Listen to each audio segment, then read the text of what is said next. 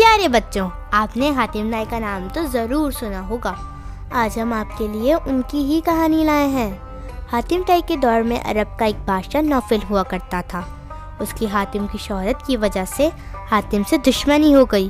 حاتم کو جان سے مارنے کے لیے اس نے پورا لشکر تیار کرنا شروع کر دیا۔ حاتم کو اس بات کی خبر ہو گئی۔ وہ تو تھا ہی خدا ترس اور سخی آدمی۔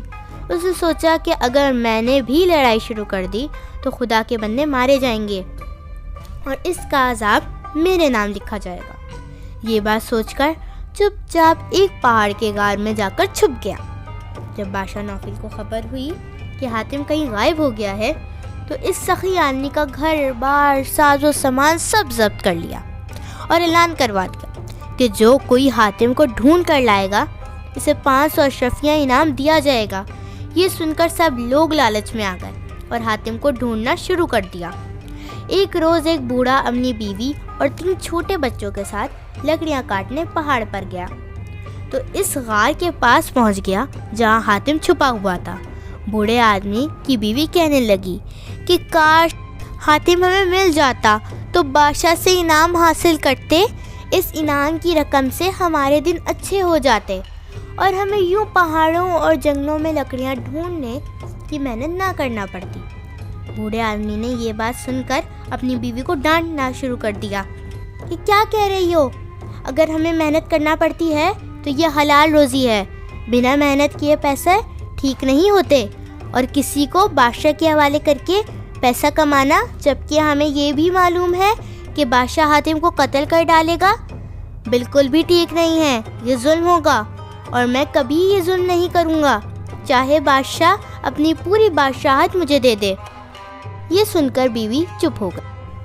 حاتم نے دونوں کی باتیں سن لیں اور اپنے دل میں انسانیت، رحم دلی اور سخاوت کی وجہ سے سوچنے لگا کہ اگر آدمی میں رحم نہیں تو وہ انسان نہیں، اور کسی مظلوم کا، غریب کا درد نہیں تو وہ کسائی ہے۔ یہ سوچ کر وہ غار سے نکل آیا اور بوڑھے سے کہا کہ اے عزیز، میں ہی وہ حاتم ہوں جس پر بادشاہ نے انعام رکھا ہے، مجھے بادشاہ کے حوالے کر کے دولت کماؤ اور اپنے دن اچھے بنا لو۔ بوڑھے آدمی نے کہا یہ سچ ہے کہ تمہیں بادشاہ کے حوالے کر کے مجھے دولت ملے گی اور محنت سے آرام ملے گا، مگر یہ دولت تمہارے قتل کے بدلے مجھے ملے گی تو خدا کو کیا منہ دکھاؤں گا کہ لالچ میں آ کر تمہارا نقصان کر دیا۔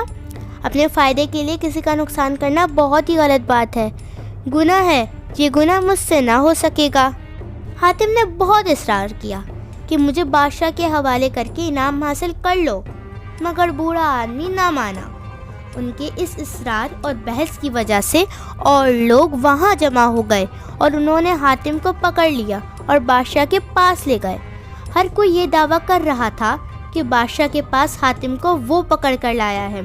بادشاہ نے ایک ایک کر کے سب کی باتیں سنی مگر یقین نہ کیا اور حاتم سے ہی پوچھ لیا کہ تم خود بتاؤ، تمہیں کس نے پکڑا تھا؟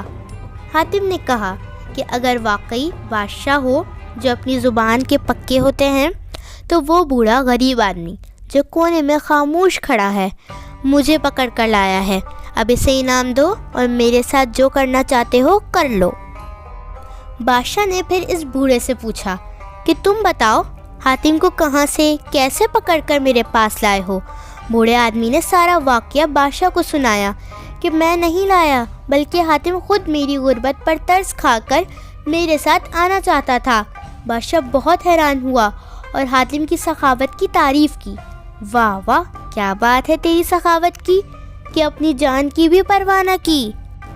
جھوٹے لوگ جو دعویٰ کر رہے تھے کہ حاتم کو وہ پکڑ کر لائے ہیں، ان کے لیے بادشاہ کا حکم ہوا کہ ان کی ٹنڈ کروا کر 500 اشرفیوں کے بجائے 500 جوتیاں سر پر ماری جائیں۔ سچ ہے کہ بولنا اتنا بڑا گناہ ہے کہ کوئی گناہ اس کے برابر نہیں ہو سکتا، کیونکہ ایک جھوٹ چھپانے کے لیے 100 جھوٹ بولنے پڑتے ہیں۔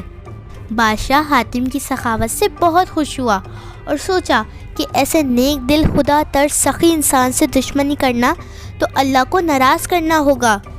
کسی بھی نیک اور شریف انسان سے دشمنی کرنا اللہ کو ناراض کرنے کی وجہ بن جاتی ہے، اس لیے حاتم کا سارا مال، اسباب، گھر بار سب اس کے حوالے کیا اس سے دوستی کی، اسے طے قبیلے کی سرداری عطا کی اور اس بوڑھے آدمی کو 500 اشرفیاں کا انعام بھی عطا کیا جو اس کے سچ کا انعام تھا۔